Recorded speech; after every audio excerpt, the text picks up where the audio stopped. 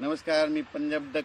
राज्यातल्या सर्व शेतकऱ्याला सांगू इच्छितो की आता 2-3 दिवस म्हणजे 29 एप्रिल, 30 एप्रिल आणि 1 आणि 2 मे पर्यंत राज्यात थोडी उष्णतेची लाट येणार आहे म्हणून हे अंदाज लक्षात येतात. 44-45 अंशापर्यंत राज्यातला पारा जाणार आहे म्हणून हे अंदाज लक्षात येतात.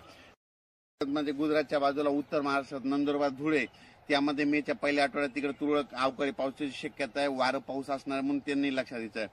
त्याच्यानंतर जळगाव जिल्हा मध्य प्रदेशकडे पाऊस पडणार आहे. त्याच्यामुळे मेच्या पहिल्या आठवड्यात त्याच्यामुळे जळगाव जिल्हा, जळगाव, जामोद, बुलढाणा जिल्हा, अमरावती, अकोला, वर्धा, नागपूर, भंडारा, गोंदिया, चंद्रपूर या भागामध्ये अवकाळी पावसाची शक्यता आहे म्हणून मेच्या पहिल्या आठवड्यात हे अंदाज लक्षात येतात. त्याच्यानंतर तेलंगणात देखील अवकाळी पाऊस पडणार आहे मेच्या पहिल्या आठवड्यात. त्याच्यामुळे तेलंगणाच्या सीमालगत नांदेड, धर्माबाद, त्याच्यानंतर नायगाव, नरसी या भागामध्ये, त्याच्यानंतर देगलूर, सगरोळे या भागामध्ये अवकाळी पावसाची शक्यता आहे म्हणून त्यांनी देखील लक्षात येतं. त्याच्यानंतर कर्नाटक भागामध्ये अवकाळी पाऊस असल्यामुळे त्याच्यामुळे सातारा, सांगली, सोलापूर, धाराशिव, त्याच्यानंतर लातूर जिल्हा, परभणी जिल्हा, बीड जिल्हा, हिंगोली जिल्हा या भागामध्ये अवकाळीचं म्हणजे संकट असणार आहे म्हणून हे लक्षात येतं.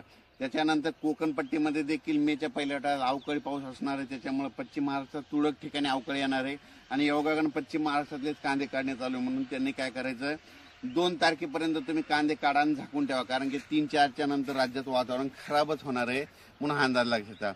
अवकाळी पाऊस राज्यातला सर्व शेतकऱ्याला सांगतो की सर्व दूर नसतो, पण शेतकरी काय करतात, सर्वांना वाटतं की सगळीकडे, म्हणून हे पहिल्यांदा लक्षात घेणं जरुरी आहे.